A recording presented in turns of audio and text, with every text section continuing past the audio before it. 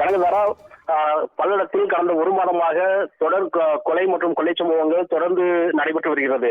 கடந்த 45 நாட்களுக்கு முன்பு பல்லடம் அருகே அவினாசி வளையம் சியாமலிபுரம் பாளையத்தில் விவசாய தோட்டத்தில் குடும்பத்துடன் தங்கியிருந்த ஒரே குடும்பத்தை சார்ந்த 3 பேர் கொலை செய்யப்பட்டனர். அது குறித்து இதுவரை ஒருவர் கூட குற்றவாளிகளை கைது செய்யப்படாமல் போலீசார் திணறி வரும் நிலையில் தொடர்ந்து பல்லடத்தில் கொலை சம்பவங்கள் அதிகரித்து வருகிறது. இதனைத் தொடர்ந்து கோவை தீவிரவாத தடுப்பு பிரிவு காவல்துறையினருக்கு ரகசிய தகவலின் பேரில் இன்று அதிகாலை முதல் திருப்பூர் மற்றும் பல்லடம் பகுதிகளில் தொடர் சோதனையில் ஈடுபட்டனர். அந்த அடிப்படையில் திருப்பூர் பல்லடம் அருகே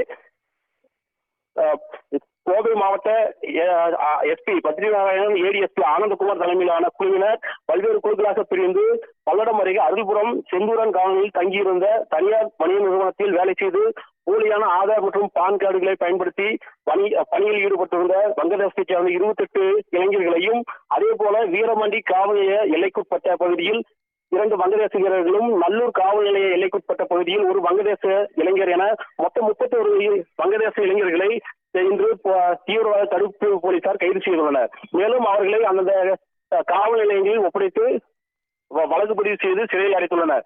தொடர்ந்து பல்லடத்தில் இதுபோன்று வணிக நிறுவனங்கள் மாநிலம் மற்றும் வெளி மாவட்டங்களில் வரும் உரிய ஆவணங்களின்றி பணியாளர்களை பணியமர்த்தி வருகின்றனர். தொடர்ந்து இதுபோன்ற செயல்களில் ஈடுபடும் வணிக நிறுவனங்கள் தொடர்ந்து நடவடிக்கை எடுக்கப்படும் என்று போலீசார் எச்சரிக்கை விடுத்துள்ளனர்.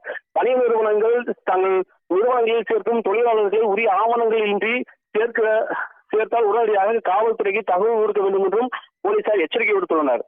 தற்போது வங்கதேசத்தில் 31 பேர் தொடர் கைது செய்யப்பட்டது பல்லடம் பகுதியில் பரபரப்பு ஏற்படுத்தியுள்ளது.